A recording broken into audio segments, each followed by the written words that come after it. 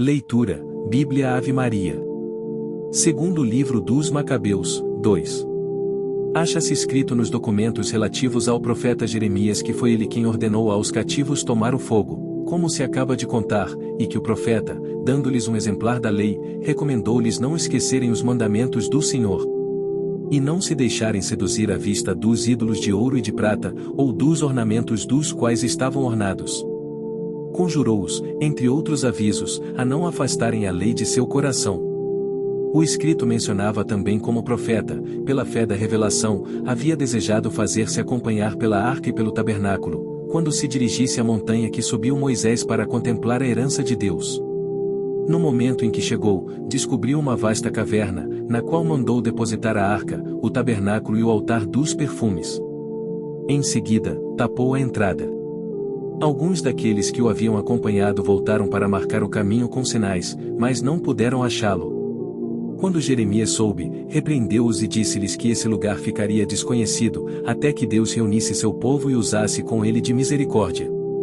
Então, revelará o Senhor o que ele encerra e aparecerá a glória do Senhor como uma densa nuvem, semelhante à que apareceu no tempo de Moisés e quando Salomão rezou para que o templo recebesse uma consagração magnífica.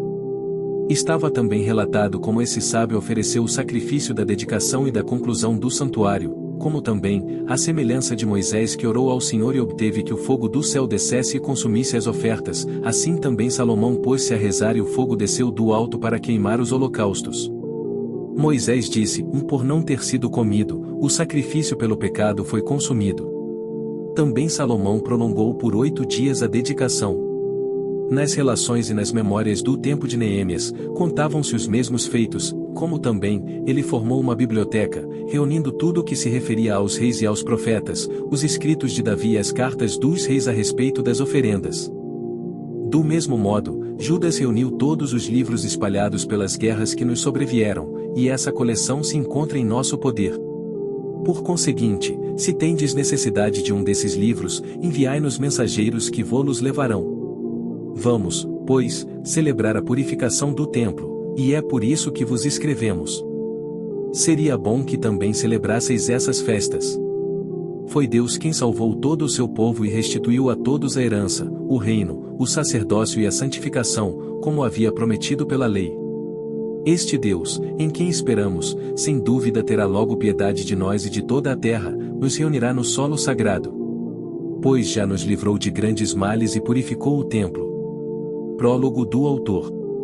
Os acontecimentos efetuados no tempo de Judas Macabeu e de seus irmãos, a purificação do augusto templo e a dedicação do altar, como também as guerras sustentadas contra Antíoco Epífanes e seu filho Eupator, as manifestações celestes sobrevindas em favor dos bravos, que lutaram corajosamente em defesa do judaísmo e que, apesar de seu número reduzido, se tornaram senhores de todo o país, puseram em fuga as hordas bárbaras, recobraram a posse do templo famoso em todo o universo, livraram a cidade e restabeleceram as leis em via de abolição, tudo isso, graças ao Senhor que lhes foi misericordioso, eis o que Jasão de Cirene narra em 5 livros, que tentaremos resumir em um só.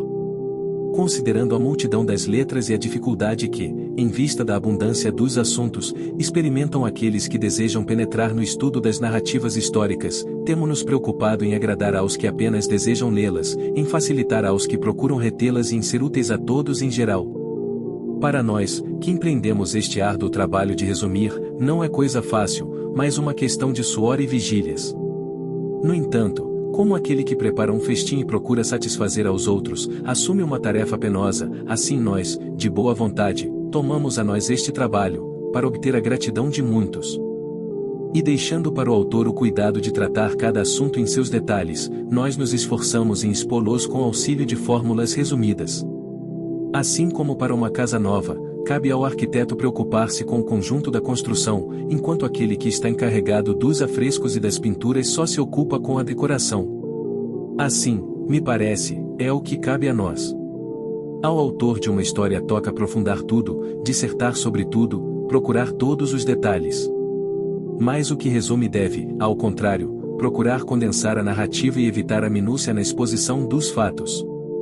Agora, após tão longos prolegômenos, comecemos nossa relação, porque seria absurdo ser prolixo antes da história e breve na própria história.